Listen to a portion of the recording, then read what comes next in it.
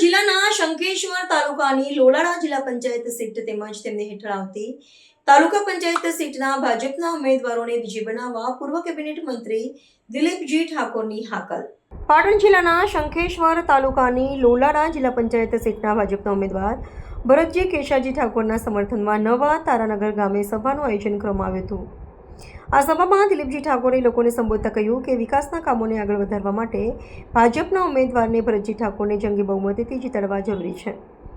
આ પ્રસંગે ભાજપના સ્થાનિક હોદ્દેદારો, કાર્યકરો તેમજ મોટી સંખ્યામાં ગ્રામજનો હાજર રહ્યા હતા અને ભાજપના લોલાડા જિલ્લા પંચાયત સીટના ઉમેદવાર ભરતજી ઠાકોરના સમર્થનમાં ઉત્સાહભેર ભાગ લીધો હતો. શંખેશ્વર તાલુકા ભારતીય જનતા પાર્ટીના મહામંત્રી શ્રી અમારે શંખેશ્વર તાલુકા પંચાયતની હોળમાંથી એક બિનહરીફ ટુવર ગામની સીટ થઈ છે અને અત્યારે હાલ 15 સીટો ઉપર ચૂંટણી લડાય છે અને 2 જિલ્લા પંચાયતની અમારી શંખેશ્વરની સીટો છે.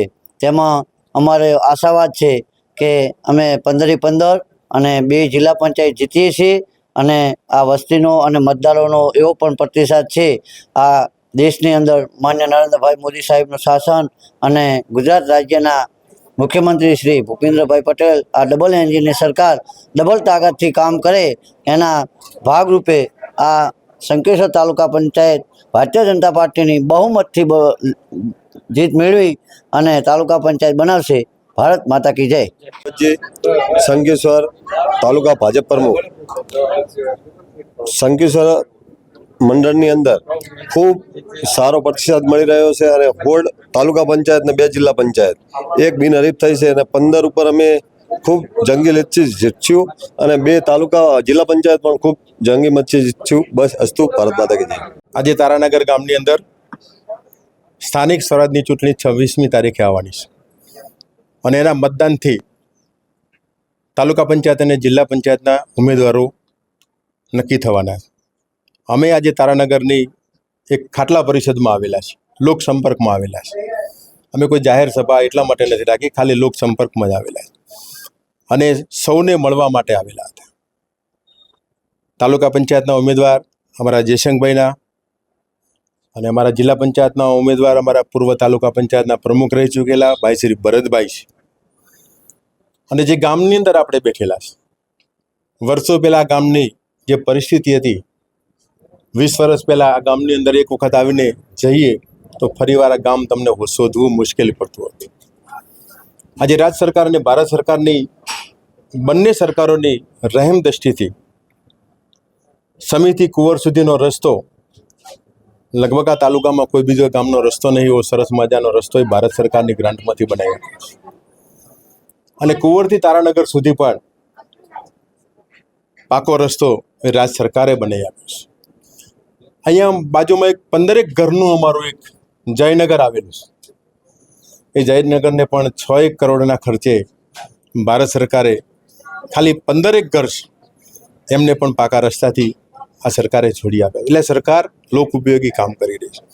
આ ગામની અંદર રસ્તાની વ્યવસ્થા, બાજુમાં પણ એક નદીના કિનારે કેટલાક લોકો વસી રહ્યા છે અને દેવી પૂજક સમાજની એક વસાહત છે અને તે એમના આરાધ્ય માતાજીનું જેને સોપારીમાંથી ઓળખીએ છીએ ત્યાં સુધીનો પણ રસ્તો રાજ્ય સરકારે બનાવી આપ્યો છે. મુંબઈથી કેટલાક લોકો ભક્તો દર્શન કરવા તો વિચારવા પડ્યું કે આવા રણમાં આવો રસ્તો બની શકે, એ ગુજરાત સરકાર જ બનાવી શકે. આ પરિસ્થિતિ આપણે પેદા કરાવી છે. છેલ્લું ગામ હતું એટલા માટે ભણવાની બાળકોને દીકરા દીકરીઓને તકલીફ પડે અને દીકરીને ભણાવવા માટે નરેન્દ્રભાઈને નેમ છે એટલા માટે ધોરણ 9-10 સુધીનો અભ્યાસ આ તારાનગરમાં જ થઈ શકે. આ એક ઐતિહાસિક નિર્ણય લીધો છે.